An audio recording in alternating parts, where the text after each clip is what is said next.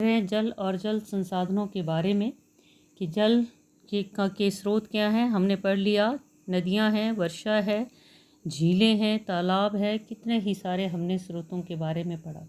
अब लेंगे हम जल का प्रयोग। जल का प्रयोग या उपयोग हम किन किन कार्यों के लिए करते हैं। हमारे सवेरे से लेकर शाम तक के जितने भी कार्य हैं, सुबह जब हमारी होती है तो तभी से हम जल का प्रयोग करना शुरू कर देते हैं और रात को जब तक हम सोते हैं तब तक हम किसी न किसी रूप में जल का प्रयोग या इस्तेमाल करते हैं।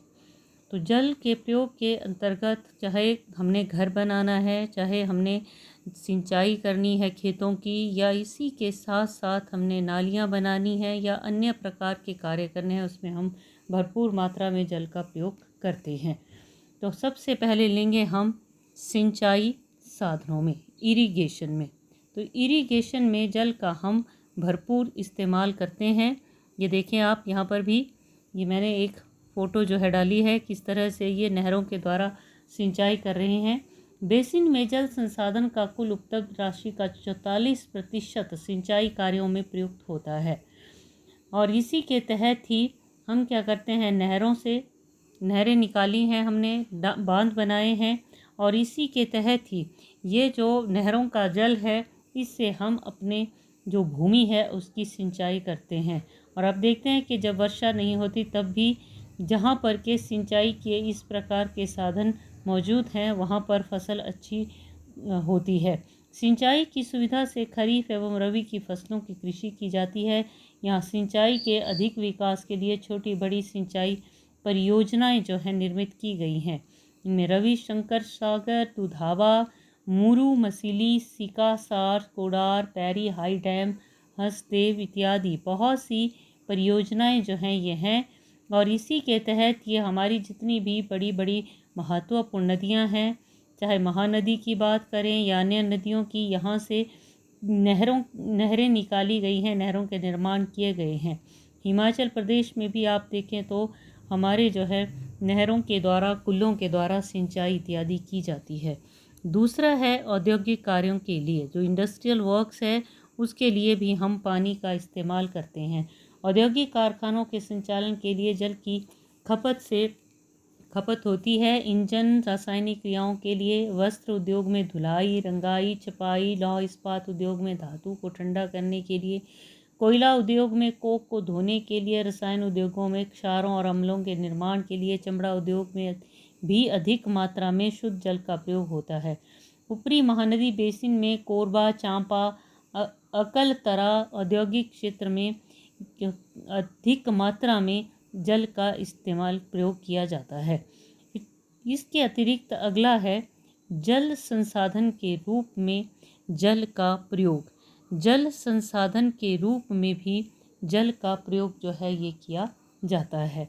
और इसी के साथ साथ विशेष तौर पर हम लेंगे इसमें जल संसाधन के रूप में, जैसे कि हमारी जो परियोजनाएं हैं, परियोजनाएं मतलब हमारा जो पावर प्रोजेक्ट्स हैं जहाँ से कि बिजली का उत्पादन होता है। यहाँ पर भी आप देखें कि डैम बनाया गया है, तो यहाँ पर भी हम जल का प्रयोग करते हैं। ऊपरी महानदी बेसिन में 2 बृहद जलाशय परियोजना, इसमें रविशंकर सागर परियोजना, हसदेव परियोजना ये बनाई गई हैं। हिमाचल प्रदेश में भी आप देखें तो हमारे बहुत से जो परियोजनाएं हैं, जल विद्युत परियोजनाएं हैं और ज़्यादातर यही हैं हिमाचल में। और विभिन्न नदियों पर, छोटे नालों के ऊपर ये जो पावर हाउसेस हैं ये बनाए गए हैं और इससे विद्युत शक्ति का उत्पादन होता है। और इस विद्युत शक्ति के अंतर्गत जिसका प्रयोग हम घरों में, कारखानों में, रेलगाड़ियों में इसका भरपूर इस्तेमाल करते हैं। तो ये हो गया हमारे पास तीसरा जल शक्ति का संसाधन या जल का इस्तेमाल करना। अगला है नौ परिवहन, नेवल ट्रांसपोर्ट। यहाँ पर भी आप देखें जो नेवल ट्रांसपोर्ट है यानी कि हमारा नौ परिवहन है, यहाँ पर भी जल का काफ़ी मात्रा में इस्तेमाल किया जाता है। हमारे जो जहाज़ हैं, हमारी जो किश्तियाँ हैं, नौका है, ये सारे के सारे किस पर, जल के ऊपर ही निर्भर करते हैं। इसके बाद है फिशरी या मत्स्य पालन। मत्स्य पालन जल संसाधन संसाधन विकास का महत्वपूर्ण पहलू, और इसी के तहत ही मत्स्य पालन की ओर भी अब लोगों का भी झुकाव है और सरकार का भी है। तो मछली पालन किया जाता है, तो यहाँ पर भी जल की ही ज़रूरत आवश्यकता रहती है। जिस तरह से हम देखते हैं कि विशेष तौर पर जल का हम भरपूर मात्रा में प्रयोग करते हैं। नेक्स्ट लेंगे हम वाटर पोल्यूशन के बारे में। जल भी पर्यावरण का अभिन्न अंग है, मनुष्य की मूलभूत आवश्यकताओं में से एक है।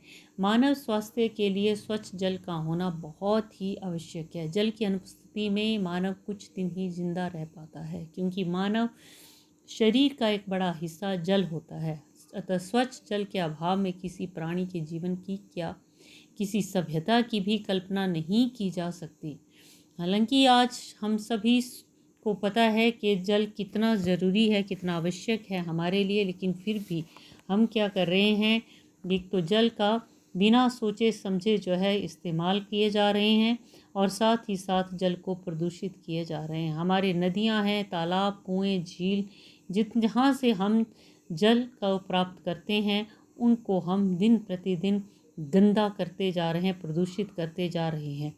तो जल प्रदूषण के क्या क्या कारण है? पहला कारण है इंडस्ट्रीज़। हमारे जो इंडस्ट्रीज़ है, उद्योग इत्यादि हैं, जिनका के जो अवशिष्ट है, मतलब जो इनका वेस्ट है, उसको हम कहाँ डालते हैं? नदियों या नालों में हम डाल रहे हैं, और इससे क्या है कि जल प्रदूषित हो रहा है। तो पहला है कि औद्योगिकरण। इससे क्या है कि जो जीव जंतु रहते हैं जल में, वो भी नष्ट हो रहे हैं। पौधों के ऊपर तो बुरा प्रभाव पड़ता ही है, और साथ ही ये जल पीने के योग्य भी नहीं रहता है, प्रदूषित हो जाता है। दूसरा है वो पॉपुलेशन, इंक्रीज इन पॉपुलेशन। जनसंख्या वृद्धि के कारण भी हम ये कह सकते हैं हमारा जल प्रदूषित हो रहा है। जनसंख्या वृद्धि से मलमूत्र हटाने की एक गंभीर समस्या का समाधान नासमझी में ये किया गया कि मलमूत्र को आज नदियों व नहरों में बहा दिया जाता है। यही मूत्र व मल हमारे जल स्रोतों को दूषित कर रहे हैं। फिर तीसरा है एटम या परमाणु परीक्षण के लिए, यहाँ पर भी जल का जो है इस्तेमाल किया जा रहा है। नाभिकीय कण मिल जाते हैं जल में, और जल दूषित हो जाता है। फिर है मानवीय क्रियाकलापों में, यूजेज इन हाउसेज इत्यादि। घरों में भी हम बहुत ज़्यादा इस्तेमाल करते हैं। जैसा मैंने पहले भी बताया कि सवेरे से लेकर रात तक हम जल का भरपूर मात्रा में इस्तेमाल करते हैं, और इससे भी क्या है कि एक तो हमारा जल जो है इससे प्रदूषित हो रहा है।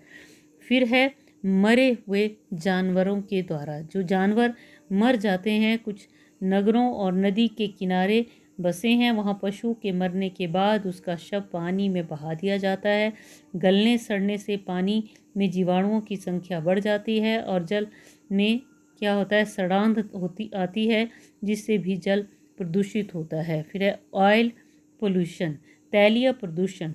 औद्योगिक संयंत्रों से नदी एवं अन्य जल स्रोतों में तेल और तैलीय पदार्थ मिलने के कारण तैलीय प्रदूषण होता है। तो तैलीय प्रदूषण के कारण अमेरिका की क्वाहोगा नदी और भारत में बिहार राज्य में मुंगेर के पास तेल शोधन कारखाने के तैलीय अपशिष्ट के गंगा में मिलने से आग लग चुकी है। तो इस तरह से हमारा जो जल है वो प्रदूषित हो रहा है। तो जल यदि प्रदूषित होता है तो उससे क्या होगा? जल प्रदूषित होने से समुद्र इत्यादि में जीव जंतु जो हैं वो नष्ट हो रहे हैं, वनस्पतियाँ नष्ट हो रही हैं। प्रदूषित जल पीने से मानव में हैजा, पेचिश, क्षय, उदर संबंधी कई रोग उत्पन्न हो रहे हैं। जल में कारखानों से मिलने वाले अवशिष्ट पदार्थ गर्म जल स्रोत को दूषित करने के साथ साथ वहाँ के वातावरण को भी गर्म कर रहे हैं। आप देख रहे हैं दिन प्रतिदिन हमारी पृथ्वी पर जो वातावरण है वो गर्म होता जा रहा है। स्वच्छ जल जो कि सभी सजीवों को अत्यावश्यक मात्रा में चाहिए, इसकी भी कमी इससे हो जाएगी। तो ये है जल और जल संसाधन के बारे में।